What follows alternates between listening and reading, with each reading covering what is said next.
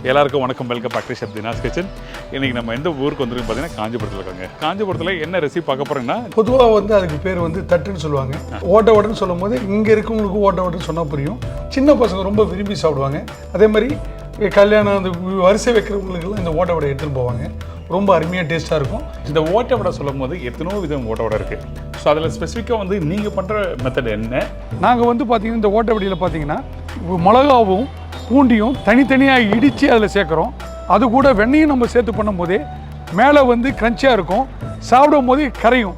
அந்த மாதிரி இருக்கிறதுக்கோசரம் நாங்கள் இதை பண்ணியிருக்கோம். இது வந்து உளுத்த மாவும் நம்ம சேர்க்குறோம். சில பேர் உளுத்த மாவே சேர்க்க மாட்டாங்க, கிறிஸ்மஸ்க்கோசரம் மைதாவை சேர்ப்பாங்க, அது ஒரு மாதிரி இருக்கும். ஆனால் இது வந்து என்டர்லி டிஃப்ரெண்ட்டாக இருக்கும், ரொம்ப டேஸ்ட்டாகவும் இருக்கும் சார். அந்த டேஸ்ட்டுக்கோசரம் தான் அந்த வறுத்த உளுத்த மாவு சேர்க்குறோம். தட்டும் போது பார்த்தீங்கன்னா ரொம்ப மொத்தமாக தட்டக்கூடாது, ஒரே ஈவனாக மெலிசாக தட்டி போட்டிங்கன்னா ஈஸியாக இருக்கும். சாப்பிடும் போது அந்த ஃபீல்னஸ் வந்து ரொம்ப டேஸ்ட்டாக இருக்க மாதிரி இருக்கும். ஐயோ இது மாதிரி கிடைக்க முடியலையே அப்படின்னு மாதிரி இருக்கக்கூடாது. அப்படியே போட்ட உடனே நல்லா புரிஞ்சு அப்படியே மேலே வந்துருக்கு. ஆமாம் சார், ஆமாம்.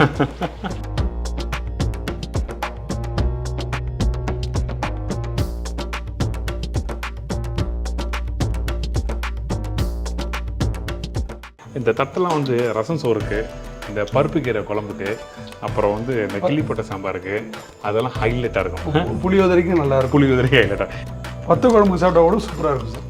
இல்லைப்பா, சரியான முறுமுறுப்பு தன்மை ஃபர்ஸ்ட் கிளாஸாக இருக்கும். ஆமாம் சார். சரி வாங்க, இந்த ரெசிபி பற்றி நம்ம சொல்லி தரப்போகிறோம். யார்கிட்ட? திரு ஆனந்த் சார்.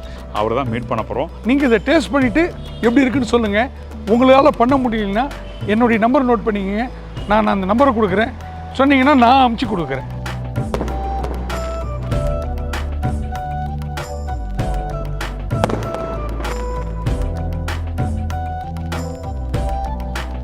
வணக்கம் சார். வணக்கம் சார். எப்படி இருக்கீங்க? நல்லா இருக்கு சார். இப்போ இந்த ரெசிபி தேவையான பக்கம் சொல்கிறீங்களா? கண்டிப்பாக சொல்கிறேன் சார். இதுக்கு தேவையான பொருள் என்னென்னு பார்த்தீங்கன்னா, 1 கிலோ அரிசி மாவு, உளுத்த மாவு 100 கிராமு, சீரகம் 5 கிராம், வெண்ணெய் 100 கிராம், காஞ்ச மிளகா வந்து ஒரு 4லேருந்து 5 காஞ்ச மிளகா, பூண்டு வந்து ஒரு 5 பல், கடலப்பருப்பு வந்து ஒரு 50 கிராம், உப்பு வந்து 20 கிராம், பெருங்காயம் வந்து 5 to 10 கிராம், எண்ணெய் வந்து 2 லிட்டர். இப்போ ஃபஸ்ட் நம்ம என்ன பண்ண போகிறோம்? முதல்ல அரிசி மாவு எடுத்துக்கிறோம் சார். சரி, ஓகே. அரிசியை வந்து பச்சரிசி மாவு தான். பச்சரிசி எடுத்து ஊற வச்சுட்டு 1 ஹவர் இல்லை 1/2 hour to 1 hourக்குள்ளே ஊற வச்சு, அவங்களுக்கு தகுந்த மாதிரி ஊற வச்சு நிழலில் உணர்த்தணும். காட்டன் போட்டு அதில் காய வச்சு அதுக்கப்புறம் எடுத்து அரைச்சி ஜலிச்சிக்கணும் சார். சரி, இது ஜலிச்சிட்டோம்னா இந்த மாவு ரெடி ஆகணும். அதுக்கப்புறம் உளுத்தம் பருப்பை எடுத்து 200 கிராம் எடுத்து உங்களுக்கு வந்து லைட்டாக 100 கிராம் அதை எடுத்து லைட்டாக வறுத்து பொன்னிறமாக வந்தவுடனே அதை அரைச்சி இதோட சேர்க்கணும். ஓகே, நல்ல விஷயம். கண்டிப்பாக டன்.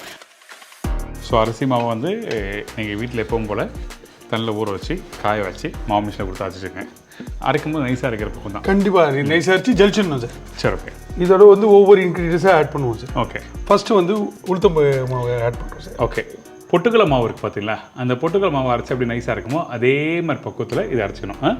ஒவ்வொரு ஐட்டமும் போடும்போது நல்லா மிக்ஸ் பண்ணிட்டோம்னா ஈக்குவலண்ட்டாக இருக்கும். அப்போ தான் உங்களுக்கு வந்து பரவலாக இருக்கும், ஒரு இடத்துல நிற்கிற மாதிரிலாம் இருக்காது. ஓகே. இதுக்கப்புறம் சீரகம். இந்தாங்க சீரகம். சீரகம் வந்து பார்த்தீங்கன்னா 5 கிராம். சரி, ஓகே. முழு சீரகம் தான் போடுறோம். முழு சீரகம் தான் சார். சீரகம் அது பேரே அதுதான். அதனால உங்களுக்கு வந்து நல்ல டைஜஷனுக்கு வந்து ப்ராப்ளம் இல்லாமல் ஆக்கி கொடுத்துரும். சரி, இது போட்டோன்னே இதுக்கப்புறம் இதையும் மிக்ஸ் பண்ணிடுறோம். ஓகே. பெருங்காயம் தூளை போடுறேன். 5 grams to 10 grams இப்போ தேவையானது.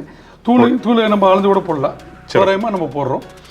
இது வந்து பார்த்தீங்கன்னா இதுவும் வந்து உங்களுக்கு டைஜஷன் ப்ராப்ளம் எல்லாமே மசாலா இடித்து போடுறதுனால உங்களுக்கு அது ஏற்றிட்டு வர்றது அந்த மாதிரி எல்லாமே டைஜஷன் ப்ராப்ளம் இல்லாமல் நல்லா இது பண்ணி கொடுக்கும் உங்களுக்கு. இதுக்கப்புறம் வந்து இது போட்டுறேன் சார், கடலப்பருப்பு போட்டுறோம். இது எவ்வளோ ஊற வச்சுருக்கீங்க? 50 கிராம் ஊற வச்சுருக்கேன் சார். 1 to 2 hours அந்த நல்ல எடுத்து மசியணும். ஓகே. இதே ஒரு மசிது பாருங்க, ஒரு 1 hour to 2 hour. ஓகே, 2 மணி நேரம் ஊற வச்சுக்கோங்க. அது ஊற வைக்காமல் நீங்கள் போட்டிங்கன்னா ஃப்ரை பண்ணும்போது சரியாக வராது.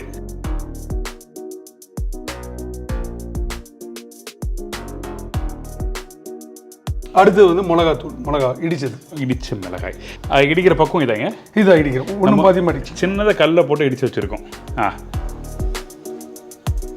இன்னொன்று ஒரு மிளகா பல்ல படும்போது நறுக்குன்னு படும்போது அந்த ஃப்ரை பண்ண மிளகா வந்து காரத்தன்மை மாறும். ரொம்ப காரம்லாம் இருக்காது. ஃப்ரை பண்ணி ஆயிலில் போட்டு எடுத்துக்கிட்டா அந்த காரத்தன்மை போயிடும். அந்த கடலைப்பருப்பு அந்த பூண்டோட சேர்த்து கடிச்சு சாப்பிடும்போது அது ஒரு பக்கம் நல்லாயிருக்கும். கண்டிப்பாக சார். இது வந்து பூண்டு ஒரு 5 பல் இல்லை 6 பல் எடுத்து இடிச்சிக்க வேண்டியது. சரி, 1 கிலோவுக்கு ஏற்ற மாதிரி நான் சொல்லியிருக்கேன். வேணுன்னா அதுக்கு நம்ம இம்ப்ரூவ் பண்ணிக்க வேண்டியதான் நிறைய. இது போட்டுரும். உப்பு போட்டு மிக்ஸ் பண்ணிடலாம். ஓகே, உங்களுக்கு தேவையான அளவுக்கு உப்பு போட்டுங்க, அது ஈஸியாக இருக்கும். நல்லா மிக்ஸ் பண்ணிடுறேன் சார். சரி, ஓகே. இந்த பட்டர் எப்போ போடுவோம்? கடைசியாக பண்ணுவோம். லாஸ்ட்டாக கடைசி. இப்போ எல்லாத்தையும் ஒன்றா போட்டு மிக்ஸ் பண்ணாவும் பட்டர் முதல்ல போடுறோன்னு வச்சுக்கோங்களேன், கொஞ்சம் அங்கங்கே ஒட்டிக்கும். ஒன்றும் அதிகமாக அதை மிக்ஸ் ஆக முடியாது. முக்கியமான விஷயம் இதுதான். அந்த இடத்துல வந்து அந்த ட்ரை இன்க்ரீடியன்ஸ் எப்போவுமே இந்த பேக்கரி ப்ரிப்பரேஷன்லாம் பண்ணும்போது நான் நிறைய வாட்டி சொல்லியிருப்பேன். கேக்கில் கூட அடிக்கும்போது பார்த்தீங்கன்னா எல்லாத்தையும் மிக்ஸ் பண்ணுது. பீட்டிங் பண்ணும்போது தான் ஆயில் கொஞ்சம் கொஞ்சமாக விடுவாங்க. ஆமாம், இல்லைன்னா உங்களுக்கு வந்து சரி மிக்சிங் ஆகும். ஸ்டார்டிங்கை போட்டால் மிக்ஸ் ஆகாது. அடுத்தது பட்டர். நீங்கள் பட்டர் போடுறதுக்கு காரணம் என்ன?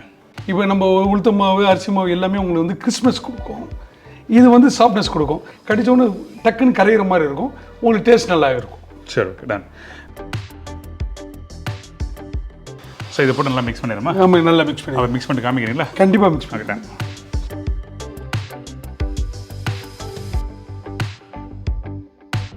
தண்ணி போடலாமா? தண்ணி போடலாம். இந்தாங்க இந்தாங்க, இவ்வளோ தண்ணி வேணும் ஊற்றுங்க.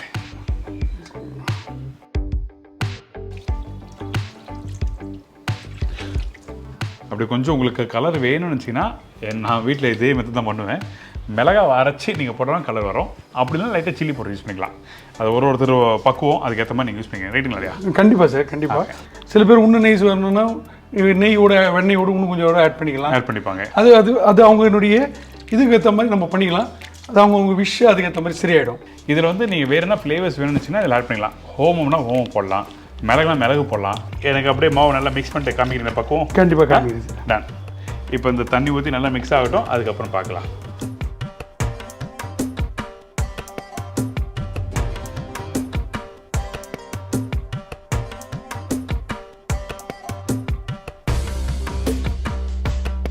மிக்ஸ் பண்ணிட்டோம்.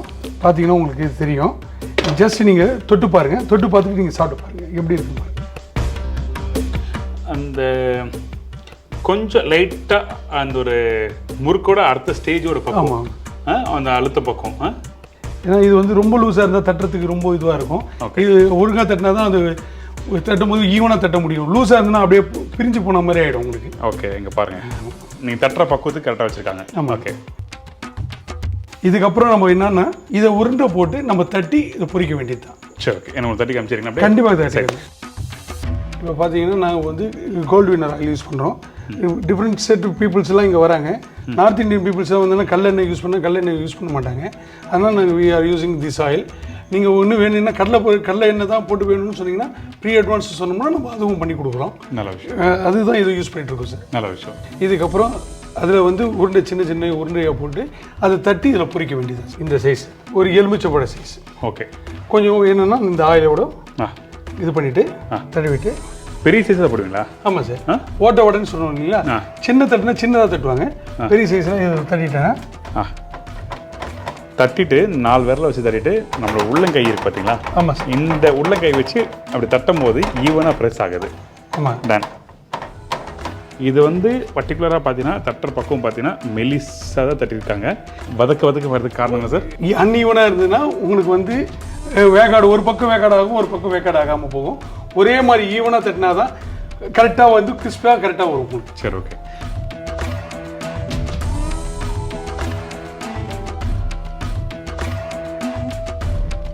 நீங்கள் வந்து தட்டுற பக்கம் பார்த்தீங்கன்னா இது மெலிசாக தட்டணும். இன்னொன்று வந்து கொஞ்சம் ஈரத்தன்மை அதிகமாக இருக்குது, அந்த ஈரத்தை அப்சர்வ் பண்ணணும்னுச்சுன்னா அப்போ தட்டி பட்டர் பேப்பரில் போட்டிங்கன்னா அப்போ வந்து அதை அப்சர்வ் பண்ணணும். அப்படி இல்லை நம்ம வீட்டில் வெயிட் இருக்குல்ல, காட்டன் வெயிட் இருக்குல்ல, அந்த வெயிட்டில் நீங்கள் தட்டி இப்படி போட்டுட்டு அதுக்கப்புறம் 2 நிமிஷம் சேர்த்து ஃப்ரை பண்ணினா உங்களுக்கு தண்ணி நல்லா அப்சர்வ் பண்ணிருக்கும் அந்த வெயிட்டில்.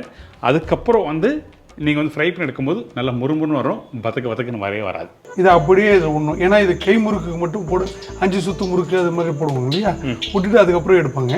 இது அதே மாதிரி விட்டு எடுத்தோம்னா உங்களுக்கு வந்து ஒரே மாதிரி ஈவனாக வர்றதுக்கோசம் தான் இது மாதிரி இதில் இது மாதிரி தட்டில் பண்ணுறோம். இதை விடுறேன். இது ஆஃப் டன் பண்ணுறீங்களா இல்லை இது முதல்ல ஆஃப் டன் பண்ணிவிட்டு அதுக்கப்புறம் பண்ணிடலாம். சரி, ஃபைன். இது இன்னொரு தட்டு போடலாமா? இன்னொரு தட்டு போட்டிங்கன்னா ஒன்று மேலே ஒன்று வகை உங்களுக்கு நல்லா இருக்காது. நல்லா இருக்காது. அதனால் வெந்து வர டைமில் அப்புறம் போடுறேன். ஆமாம், ஒவ்வொன்றா தான் போட முடியும். இந்த தட்டில் வச்சு பண்ணுறது பார்த்தீங்கன்னா இங்கே பல்காக பண்ணுறதுனால இந்த மெத்தடில் பண்ணுறோம். இதே வீட்டில் நீங்கள் பண்ணும்போது பார்த்தீங்கன்னா நீங்கள் வந்து சின்ன சின்ன தட்டில் தட்டி போடலாம். போட்டோன்னா அப்படியே அப்பளம் மாதிரி மேலே மெதிங்க வந்துருச்சு. வந்துருச்சு. இப்போ வந்த உடனே இது மாதிரி கம்பி வச்சுட்டு நாங்கள் இது மாதிரி எடுத்து விட்டுருவோம். சரி, ஓகே. இதை வந்து எடுத்துட்டு ஓகே இதே மாதிரி இடத்துல இப்படி வச்சலாமா? இப்படி வச்சு சூடு பக்கத்தில் ஒன்று வந்த பிறகு விடணும். ஆமாம், மேலே வந்துட்டதுக்கப்புறம் விட்டிங்கன்னா ஓகே உங்களுக்கு வந்து ஈஸியாக இருக்கும். Okay fine. ஸோ பல்காக பண்ணும்போது 1 by 1 அந்த தட்டு எடுத்துகிட்டு அதுக்கப்புறம் எடுக்கிறது நல்லது. இன்னொன்று பார்த்தீங்கன்னா அந்த கீரை போட்டோன்னே அப்படி நல்லா பொரிஞ்சு வருது.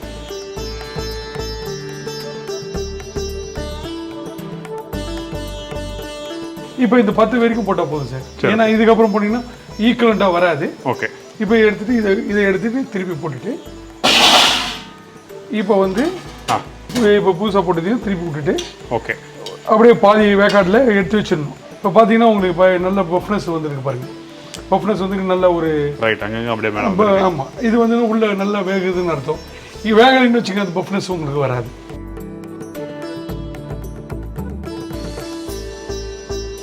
எடுத்துறீங்களா? இது எடுத்துடுறேங்க. சரி, இப்போ இதில் போடலாமா? கண்டிப்பாக போடலாம் சார். நம்மக்கிட்ட மசாலா தட்டியும் இருக்குது. இதில் வேணும்னா அதையும் நம்ம பண்ணி கொடுக்கலாம். சரி, ஓகே ஃபைன். மசாலா தட்டுன்னு அது எப்படி?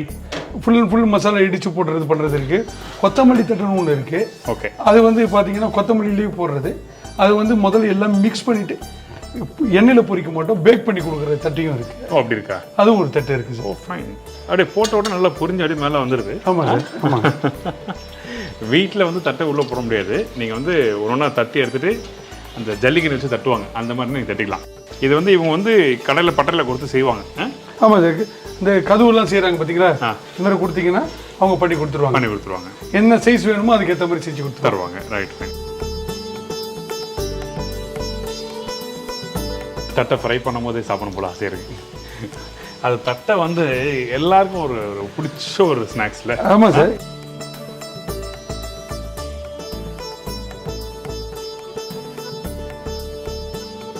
இப்போ வந்து அது ஏற்கனவே பாதி வேக்காடு பண்ணிருக்கீங்களா? அதை எடுத்து இதில் விட்டுட்டு ஒன்றா வேக்காடு பண்ணி எடுத்தோம்னா தட்டை ரெடி ஈவனாக வந்துருக்கும்.